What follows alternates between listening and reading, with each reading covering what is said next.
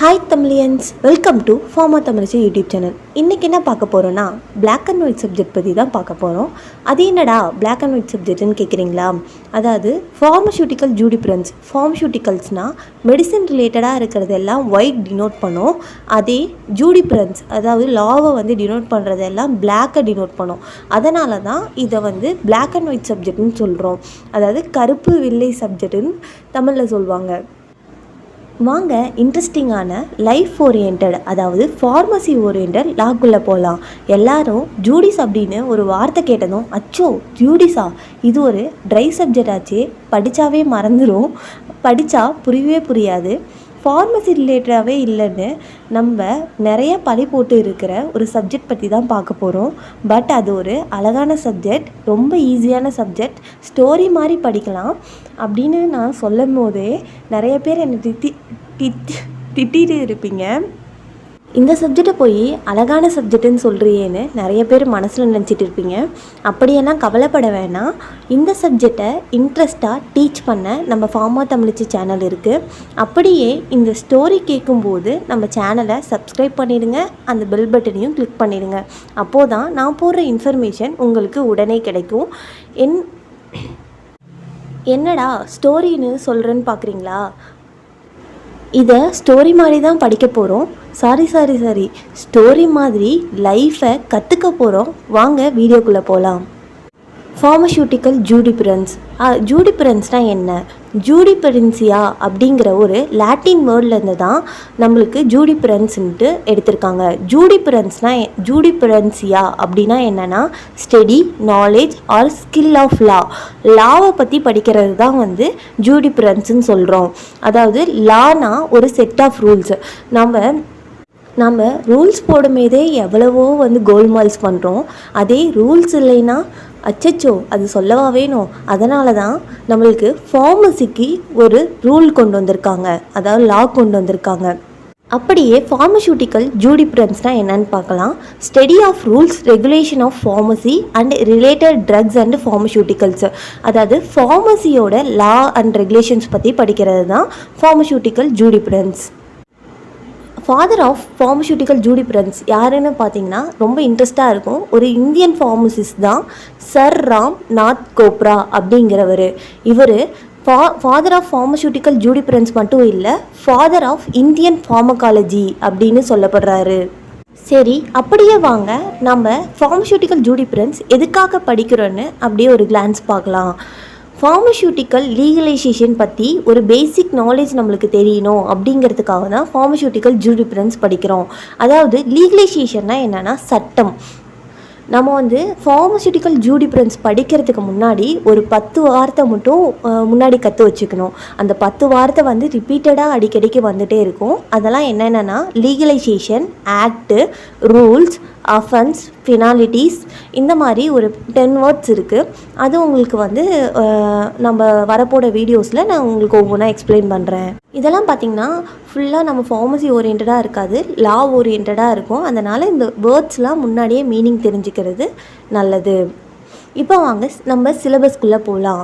அதாவது 5th semester pharmaceutical ஜூரிஸ்ப்ரூடென்ஸ் சிலபஸ்க்குள்ளே போகலாம். Unit 1 தான் இன்றைக்கி பார்க்க போகிறோம். Drugs and cosmetic act and rules. Drugs and காஸ்மெட்டிக்ஸ்னால் என்ன, எதுக்காக அதுக்குன்னு ஒரு தனியாக ஒரு ஆக்டும் ரூலும் கொண்டு வந்திருக்காங்க அப்படிங்கிறத பற்றி டீப்பாக இந்த லெசன்ஸ்குள்ளே படிப்போம். ஆக்ட்னால் என்னென்னா சட்டம்னு சொல்லுவோம். ரூல்ஸ்னால் விதிகள். ஆக்ட் நம்மளுக்கு ட்ரக்ஸ் அண்ட் ஃபார்மசூட்டிக்கல் ஆக்ட் எப்போ கொண்டு வந்தாங்கன்னா 1940. அதே அதுக்கு விதிகள் எப்போ விதிச்சாங்கன்னா 1945. இப்போ இந்த இயர்ஸ்லாம் கேட்டாவே அச்சச்சோ இயரா எப்படி நான் ஞாபகம் வச்சுக்க போகிறேன் அப்படிங்கிற கொஷின்ஸ் நிறைய பேருக்கு மைண்டில் இருக்கும். அதுக்கு தான் நம்மளுக்கு இருக்கவே இருக்குது ஒரு நிமோனிக்ஸ். Drugs and cosmetics. நீ போய் கடையில் ஒரு காஸ்மெட்டிக்ஸ் பொருள் வாங்குற, அது 45 ரூபா ஆக்சுவலாக. ஆனால் நீ 40 ரூபாய்க்கு கேட்குற, அந்த கடைக்காரன் கொடுக்கவே மாட்டேங்கிறான். இப்போ நீங்கள் ஈஸியாக ஞாபகம் வச்சுப்பீங்க. 1945 பார்த்தீங்கன்னா ரூல்ஸ், அந்த கடைக்காரன் ரூல்ஸ் பேசுகிறான். அதே பார்த்தீங்கன்னா 1940 நீங்கள் ஆக்ட் கொண்டு வந்திருக்கீங்க, சட்டம். இது எனக்கு ஏற்ற மாதிரி நிமோனிக்ஸ் வச்சுருக்கேன். உங்களுக்கு ஏற்ற மாதிரி நீங்கள் நிமோனிக்ஸ் வச்சு படிச்சிங்கன்னா இந்த டேட்ஸ்லாம் மறக்கவே மறக்காது. இப்போ ஃபார்மசூட்டிக்கல் ஜூரிப்ரன்ஸ் பார்த்திங்கன்னா நாட் ஒன்லி லைஃப், நீங்கள் காம்படிட்டிவ் எக்ஸாம்ஸ்குள்ளே போனாலும் ஃபார்மசூட்டிக்கல் ஜூரிப்ரன்ஸ் இருந்துச்சுன்னா ஈஸியாக குவாலிஃபை ஆகி வந்துடலாம். ஃபஸ்ட்டு ட்ரக்ஸ் அண்ட் காஸ்மெட்டிக்ஸ் ஆக்டில் என்னென்ன படிக்க போகிறோம் அப்படிங்கிற ஒரு ஓவர்வியூ பார்க்கலாம். டெஃபனிஷன், அதோட டெஃபினிஷன் பார்ப்போம். அப்புறம் அப்ஜெக்டிவ்ஸ் பார்ப்போம். அப்புறம் லீகல் டெஃபினிஷன் எதுக்கானதுன்னா ஷெட்யூல் ஆக்ட்டுக்கும் ஷெட்யூல் ரூலுக்கும் வந்து நம்ம லீகல் டெஃபினிஷன் பார்ப்போம். தென் இம்போர்ட் ஆஃப் ட்ரக்கை இம்போர்ட் பண்ணுறதுக்கான ரூல்ஸ் அண்ட் ரெகுலேஷன்ஸ்லாம் நிறையா இருக்கும், அதெல்லாம் பார்ப்போம். மேனுஃபேக்சரிங் ஆஃப் ட்ரக்ஸ், அதே மாதிரி மேனுஃபேக்சரிங் ஆஃப் ட்ரக்ஸ் எதுக்காக பண்ணுறோம் அதுக்கான ரூல்ஸ் அண்ட் ரெகுலேஷன்ஸ் இருக்குது. இதை பற்றி தான் நம்ம இந்த ஃபஸ்ட்டு சாப்டரில் ஃபுல்லாக பார்க்குறோம். இது பார்த்திங்கன்னா இப்போ பார்த்திங்கன்னா உங்களுக்கு சாப்டரே வந்து இவ்வளோதானா அப்படிங்கிற மாதிரி இருக்கும். இதை அப்படியே நம்ம ஸ்டோரி மாதிரி படிச்சுட்டு போயிடலாம். வாங்க ட்ரக்ஸ் அண்ட் காஸ்மெட்டிக் ஆக்டோட ஸ்டோரிக்குள்ளே போகலாம். நீங்கள் தான் ஒரு மேனுஃபேக்சர் கம்பெனியோட ஓனர். உங்களுக்கு ரா மெட்டீரியல்ஸ் ட்ரக்ஸ்லாம் தேவை, வேறு ஒரு இடத்துலேருந்து இம்போர்ட் பண்ணுறீங்க. இம்போர்ட்னால் இறக்குமதி. இம்போர்ட் பண்ணிவிட்டு நீங்கள் மேனுஃபேக்சர் பண்ணுறீங்க, அப்புறம் டிஸ்ட்ரிபியூட் பண்ணுறீங்க, தென் சேல் பண்ணுறீங்க. இதை பற்றி தான் நம்ம ஃபுல் அண்ட் ஃபுல் பார்க்க போகிறோம். அதே மாதிரி காஸ்மெட்டிக்ஸும் நீங்கள் ப்ரிப்பேர் பண்ணுறீங்க.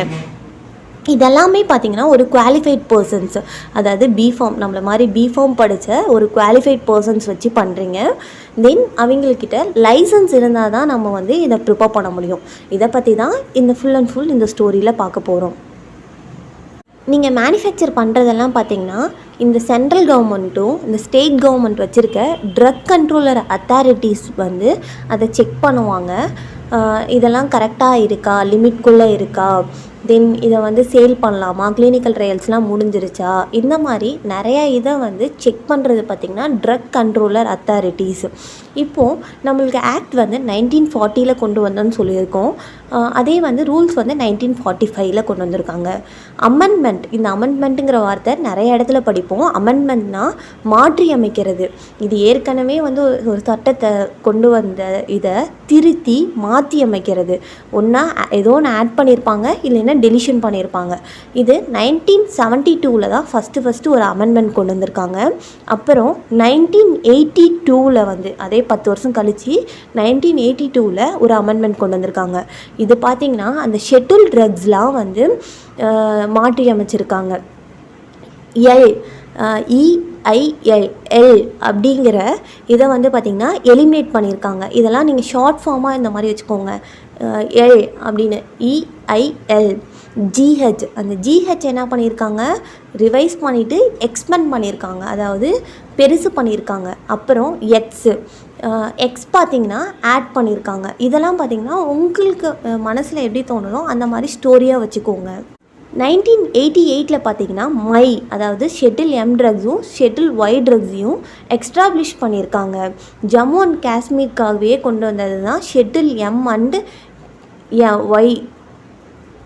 எதுக்காக ட்ரக்ஸ் அண்ட் காஸ்மெட்டிக்ஸ் ஆக்ட் படிக்கிறோன்னா ஒரு ட்ரக்கோட ஸ்டாண்டர்ட்காகவும் அதோட குவாலிட்டி ஆஃப் த ட்ரக்குக்காகவும் தான் நம்ம வந்து இந்த ட்ரக்ஸ் அண்ட் காஸ்மெட்டிக்ஸ் ஆக்ட் படிக்கிறோம்.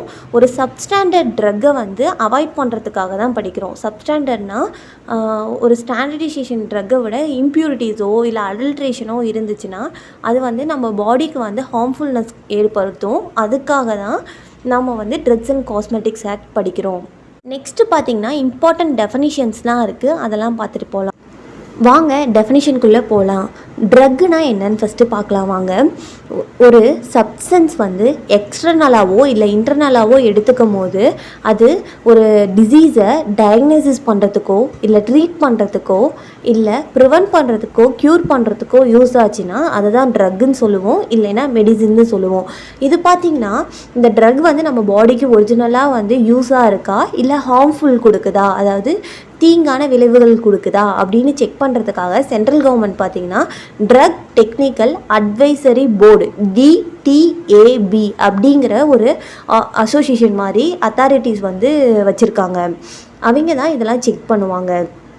நீங்கள் ஒரு நியூ ட்ரக் ப்ரிப்பேர் பண்ணிட்டீங்க, அதுக்கப்புறம் அது வந்து நீங்கள் பேட்டன் ரைட் வாங்காமல் விட்டுட்டா வேறு யாரோ இதை காப்பி பண்ணி, எப்படி வந்து மூவிஸ்லாம் காப்பி பண்ணி தமிழ் ராக்கர்ஸில் போடுறாங்கல்ல, அந்த மாதிரி நம்ம ட்ரக்கையும் அவங்க வந்து காப்பி பண்ணி வேறு யாரோ வந்து மார்க்கெட்டுக்குள்ளே விட்டுருவாங்க. அதுக்காக தான் வந்து கவர்மெண்ட் என்ன பண்ணியிருக்காங்கன்னா பேட்டன் ரைட்டு, அதாவது ப்ராப்பர்ட்டரி மெடிசின் ஆர் பேட்டன் ரைட்டுன்னு சொல்லுவோம். அவங்களுக்கு அந்த அந்த மார்க்கெட்டில் அவங்க விடுறதுக்கு அவங்களுக்கு ஒரு தனியாக ஒரு நேம் கொடுத்துருப்பாங்க. தென் அந்த பேட்டன் ரைட்டு இவங்களோடது தான், இவங்க தான் அந்த ஃபார்முலாவை கண்டுபிடிச்சாங்க அப்படிங்கிறதுக்காக அவங்களுக்கு ஒரு பேட்டன் ரைட் கொடுத்துருவாங்க. அப்போது 20 இயர்ஸ்க்கு வேறு யாருமே வந்து அந்த ட்ரக்கை வந்து காப்பி பண்ணி மார்க்கெட்டுக்குள்ளே விட முடியாது. 20 இயர்ஸ்க்கு அப்புறம் என்ன பண்ணுவாங்கன்னா இந்தியன் ஃபார்மகோபியாவில் அதோட ஃபார்முலாவை ரிலீஸ் பண்ணுவாங்க. அப்புறமா மற்ற கம்பெனிஸ்லாம் ப்ரிப்பேர் பண்ணி ஜெனரிக் நேமில் மார்க்கெட்டில் ரிலீஸ் பண்ணுவாங்க. இதெல்லாம் கண்ட்ரோல் பண்ணுறதும் சென்ட்ரல் கவர்மெண்ட் DTAB தான். நெக்ஸ்ட்டு பார்த்திங்கன்னா மிஸ்பிராண்டட் ட்ரக் பற்றி தான் பார்க்க போகிறோம். மிஸ்பிராண்டட் ட்ரக்குனால் அதோட அப்பியரன்ஸை வந்து என்ஹான்ஸ் பண்ணுறதுக்காக ஒன்றா பல்க் பண்ணுறதோ இல்லைன்னா அதோட கலரை வந்து என்ஹான்ஸ் பண்ணுறதோ, அதாவது கூட்டுதலாக கூடுறதோ, இல்லை பவுடர்ஸ் அதிகமாக கலக்கிறது, தென் கோட்டிங் வந்து சுகர் கோட்டிங் இந்த மாதிரி இது பண்ணுறப்ப அதையும் அதிகமாக இது பண்ணுறது, இந்த மாதிரி கன்சல்ட் பண்ணியிருந்தாங்கன்னா அதை தான் வந்து மிஸ்பிராண்டட் ட்ரக்குன்னு சொல்கிறாங்க. ஒருவேளை ப்ரிஸ்கிரிப்ஷனில் இல்லாத அந்த ஃபார்முலாஸில் இல்லாததெல்லாம் அவங்க மிக்ஸ் பண்ணியிருந்தாங்கன்னா அதையும் மிஸ்பிராண்டட் ட்ரக்குன்னு சொல்கிறாங்க. அந்த லேபிள் ஆர் கண்டெய்னர்லாம் வந்து ஃபால்ஸ் கிளைம், இவங்க ஒருவேளை வந்து ஆம்பிளிஃபையர்ஸ், அதாவது அந்த பாட்டில்ஸ் வைக்கிறேன்னு சொல்லிட்டு பிளாஸ்டிக் கண்டெய்னர்ஸ் வச்சுருந்தாவோ இந்த மாதிரி மிஸ்டேக்கான இது பண்ணியிருந்தாங்கன்னா, அந்த false claim of the drug பண்ணியிருந்தாங்கன்னா அதை தான் மிஸ்பிராண்டட் ட்ரக்குன்னு சொல்கிறாங்க. தென் அடுத்தது பார்த்திங்கன்னா அடல்ட்ரன்ட் ட்ரக், அதாவது கலப்படம்னு சொல்லுவாங்க. இப்போது நீங்கள் ட்ரக்கு ப்ரிப்பேர் பண்ணுற ஏரியா வந்து என்விரான்மெண்ட் வந்து இன்சானிட்டரி கண்டிஷனில் இருந்தாவோ இல்லை என்விரான்மெண்ட் பொல்யூஷனாக இருக்கிறப்ப கண்டாமினேட் ஆனால் அதையும் அடல்ட்ரன் தான் சொல்கிறாங்க. இல்லைன்னா வேறு ஒரு பொருளை வந்து, அதாவது ஹோல் பார்ட் ஆஃப் த திங்கையோ இல்லை அதில் பாதி பங்கியோ இந்த ட்ரக்கில் வந்து கலப்படம் பண்ணியிருந்தாங்கன்னா அதையும் அடல்ட்ரன் ட்ரக்குன்னு சொல்கிறாங்க. இந்த மாதிரி அடல்ட்ரன் ட்ரக் பண்ணுறப்ப பார்த்திங்கன்னா அந்த சப்ஸ்டன்ஸ் வந்து டாக்ஸிக் சப்ஸ்டன்ஸாக மாறிடுது. இப்போது அந்த ட்ரக்கு வந்து சப்ஸ்டாண்டர்டாக ஆயிடுது. அதனால் அதோட குவாலிட்டியோ இல்லை அது கொடுக்குற தெரப்யூட்டிக் யூஸு அந்த ஸ்ட்ரென்த்தெல்லாம் கம்மியாயிடுது. தென் நெக்ஸ்ட்டு பார்த்திங்கன்னா சூப்பர்வியஸ் ட்ரக்கு. இது பார்த்திங்கன்னா under a name which belongs to another drug. வேறு ஒரு ட்ரக்கோட நேமில் ஒரு ட்ரக்கை வந்து அதோட வேற ஒரு கான்ஸ்டியூண்ட்டாக இருக்கலாம், பட் ஆனால் வேறு ஒரு நேமில் ஒரு ட்ரக்கை வந்து ப்ரிப்பேர் பண்ணி அதே நேமில் வச்சுருந்தாங்கன்னா அதை தான் வந்து சூப்பர்வியஸ் ட்ரக்குன்னு சொல்கிறோம். தென் வந்து மிஸ்பிராண்டட் காஸ்மெட்டிக்ஸ், சூப்பர்வியஸ் காஸ்மெட்டிக்ஸ், இது ரெண்டுமே வந்து மிஸ்பிராண்டட் ட்ரக்கும் சூப்பர்வியஸ் ட்ரக்கு சிமிலராக தான் இருக்கும். அங்கே வந்து ட்ரக்கை பார்த்துருப்போம், இங்கே காஸ்மெட்டிக்ஸ் பார்ப்போம். தென் நெக்ஸ்ட்டு பார்த்திங்கன்னா அப்ஜெக்டிவ்ஸ்.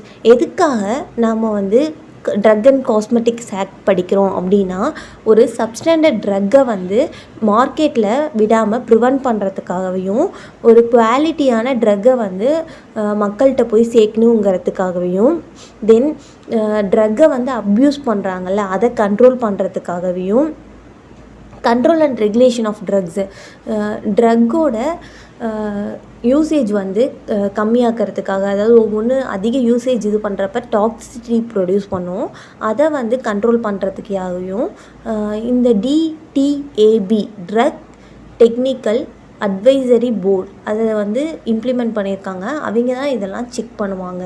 அப்புறம் பார்த்திங்கன்னா ஒரு ட்ரக்கை மேனுஃபேக்சர் பண்ணுறதுக்கோ இல்லை டிஸ்ட்ரிபியூட் பண்ணுறதுக்கோ இல்லை இம்போர்ட் பண்ணுறதுக்கோ இல்லை சேல் பண்ணுறதுக்கோ இல்லை காஸ்மெட்டிக் ப்ரிப்பேர் பண்ணுறதுக்கு ஒரு குவாலிஃபைட் பர்சன்ஸ் தான் வந்து அதை ப்ரிப்பேர் பண்ணணும்.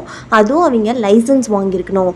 இதெல்லாம் அவங்க வந்து கண்ட்ரோல் பண்ணுறதுக்காக தான் ட்ரக்ஸ் அண்ட் காஸ்மெட்டிக்ஸ் ஆக்ட் வந்து கொண்டு வந்திருக்காங்க. அது வந்து இதெல்லாம் யார் செக் பண்ணுறாங்கன்னு பார்த்தா DTAB அண்ட் DCC, அதாவது drug technical advisory board and drug consultative committees. Sorry, அது கான்சிகேட்டிவ்னு சொல்லிகிட்ருக்கேன். அது கன்சல்டேட்டிவ் கமிட்டிஸ். இப்போ வாங்க இது வரைக்கும் பார்த்ததை ஒரு ஸ்டோரி மாதிரி பார்க்கலாம். நீங்கள் ஒரு புது ட்ரக்கை ஒன்று கண்டுபிடிக்கிறீங்க. அதை கண்டுபிடிக்கிறதுக்கு பேட்டன் ரைட் வாங்குறீங்க. பேட்டன் ரைட் வாங்கணுட்டி நீங்கள் என்ன பண்ணுறீங்கன்னா, உங்கள் ட்ரக்கை வந்து என்ஹான்ஸ் பண்ணுறதுக்காக அப்பியரன்ஸையோ இல்லை லேபிள் தப்பாக ஓட்டுறதோ இல்லை கான்ஸ்டியூன்ட் தப்பாக போட்டுறீங்க. அதை தான் மிஸ்பிராண்டட் ட்ரக்குன்னு சொல்கிறோம். அப்புறம் பார்த்தீங்கன்னா, நீங்கள் உங்கள் ட்ரக்கில் வந்து கலப்படம் பண்ணுறீங்க. அதை தான் வந்து அடல்ட்ரன் ட்ரக்குன்னு சொல்கிறோம். நீங்கள் வேறு ஒரு ட்ரக்கோட நேமை உங்கள் ட்ரக்குக்கு வந்து பேர் வச்சுக்கிறீங்க. நீங்கள் கண்டுபிடிக்கிற மருந்துக்கு பேர் வச்சுக்கிறீங்க. அதை சூப்பர்வியஸ் ட்ரக்குன்னு சொல்கிறோம். தென் இதையே வந்து காஸ்மெட்டிக்ஸ்க்கும் பண்ணுறீங்க. இதை தான் வந்து மிஸ்பிராண்டட் காஸ்மெட்டிக்ஸ் அண்ட் சூப்பர்வியஸ் காஸ்மெட்டிக்ஸ்ன்னு சொல்கிறோம். இப்போ இது உங்களுக்கு ஈஸியாக புரிஞ்சிருக்கும். இது டிஃப்ரென்ஷியேட்டும் புரிஞ்சிருக்கும். நெக்ஸ்ட்டு பார்த்திங்கன்னா, legal definition of schedule to the act. அதாவது ஷெட்டில்னால் என்னென்னு பார்க்கலாம். அப்படின்னா அட்டவணை. இப்போ ஒரு சட்டத்துக்கு ஒரு அட்டவணை வந்து நிர்ணயிச்சிருக்காங்க. அதை பற்றி தான் இப்போ பார்க்க போகிறோம். ட்ரக்ஸ் அண்ட் காஸ்மெட்டிக்ஸ் ரூல்ஸ் வந்து பார்த்திங்கன்னா 18 பார்ட்ஸ் வந்து கொண்டு இருக்குது. அதாவது பகுதியாக கொண்டு இருக்குது. 18 பகுதி கொண்டு இருக்குது. அந்த அட்டவணை வந்து 2ஆக பிரிச்சிருக்காங்க.